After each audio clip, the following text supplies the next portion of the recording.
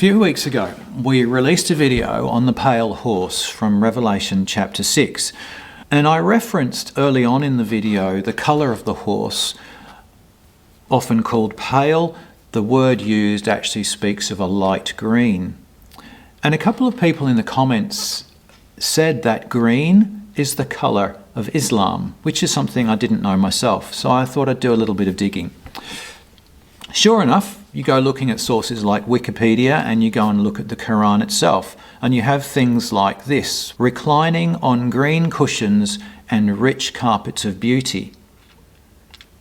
Upon them will be green garments of fine silk and heavy brocade, and they will be adorned with bracelets of silver, and their Lord will give to them to drink of a water pure and holy.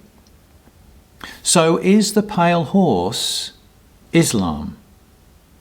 Well, the question that rises in my mind is, what does the Bible actually say about the colour green?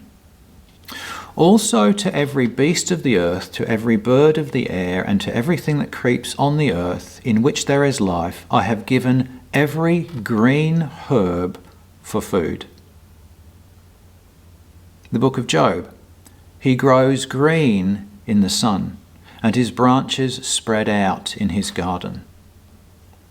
Very well-known passage from the Psalms, Psalm 23.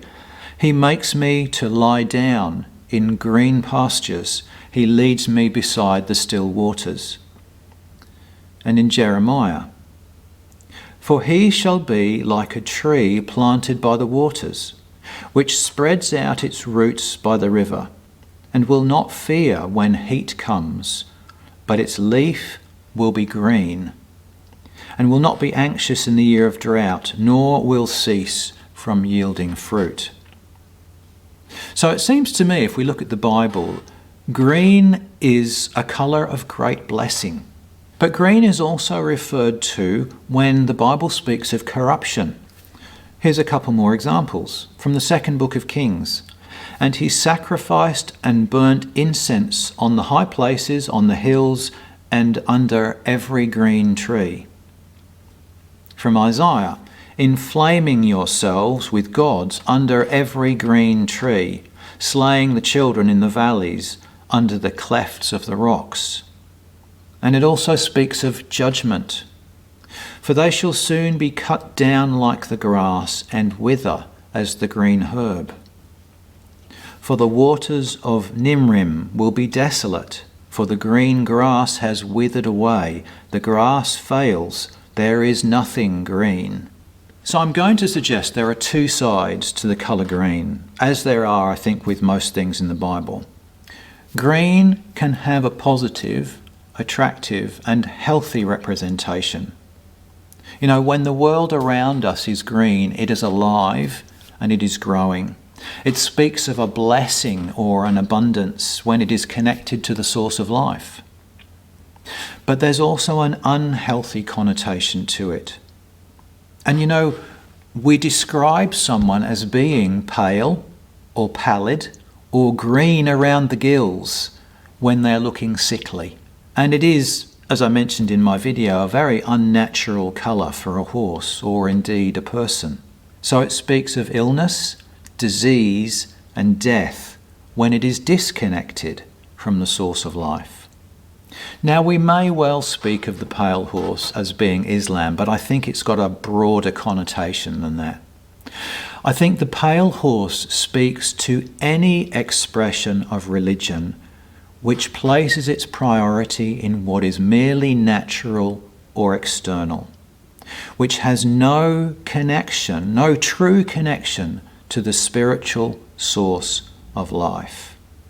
It's when we believe that our external actions, prayers, rituals have any effect whatsoever on our internal spiritual lives. When we believe it's more important to say words of prayer than it is to show love and compassion to those around us. Now, Jesus had a word for this: hypocrisy. And what was his advice? He said, go into the inner room He said, clean the inside of the dish, that the outside might be clean also. He urges us to reconnect with what is internal, what is spiritual, what is the source of life, and let that flow through into our natural actions, our external life, and allow that then to bring with it abundance and growth, which restores to us the true positive meaning of the colour green. One of the traps we get caught in with reading the Bible is looking for external signs and seeing what is written in the Bible in terms of them. We forget that what is written in the Bible refers to me and what is within me.